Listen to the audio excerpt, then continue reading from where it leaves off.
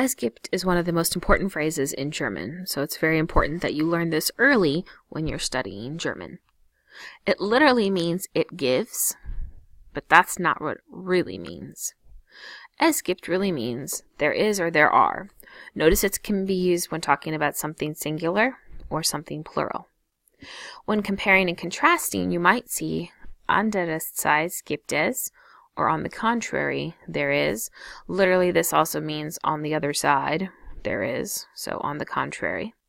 And it can be also used when dealing with negation in the sense that there are none. So es gibt keine, there are none. You'll see that as well. So that can only be used, however, in the plural sense.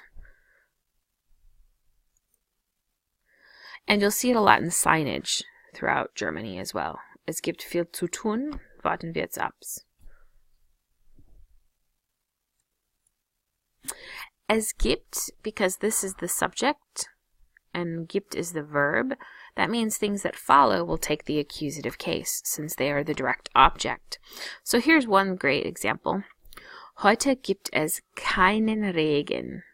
Der Regen means rain. It's a masculine word. So because this is the verb and this is the subject, there is or there are what? No rain. Now, you may have learned, and we've talked about in German, that is a linking verb. So therefore, with linking verbs, everything over here would be nominative as well. But in German, that's not the case because gibt is not the same as sein, to be. So I would make sure you write that in your notes, and just to say that, go ahead and write in your notes, even though is a linking verb, in German, gibt is an action verb. So even though is a linking verb, gibt is an action verb. So heute gibt es keinen Regen. There is today no rain. There's no rain today.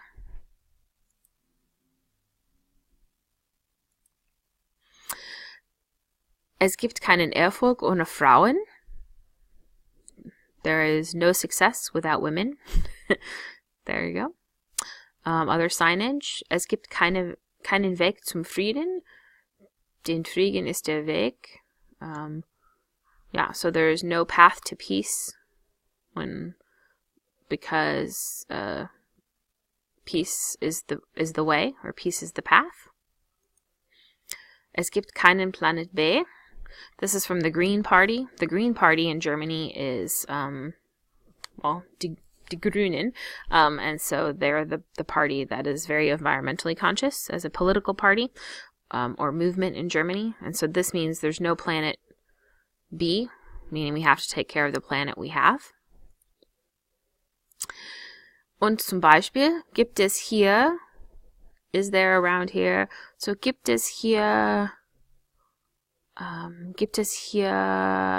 ein Tennis Mannschaft? Is there a tennis team around here? Gibt es hier ein Auto? Is there a car around here? Here's another way to use it. So that's as a question. Now as a statement. Es gibt 80 Millionen in Deutschland. There's 80 million in Germany. I know it's more than that, but it's in the 80s. Es gibt Autos in Deutschland. There are cars in Germany. Es gibt Frau in Deutschland. There's a lady in Germany. So that's one way. And then you can also use it with other words, with a question word. So, was gibt es heute zu essen? What is there to eat today? What is there today to eat? Was gibt es heute zu trinken? What is there to drink today?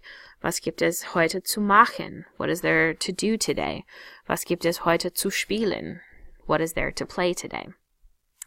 So these are three great ways that you'll see es gibt used in sentence construction.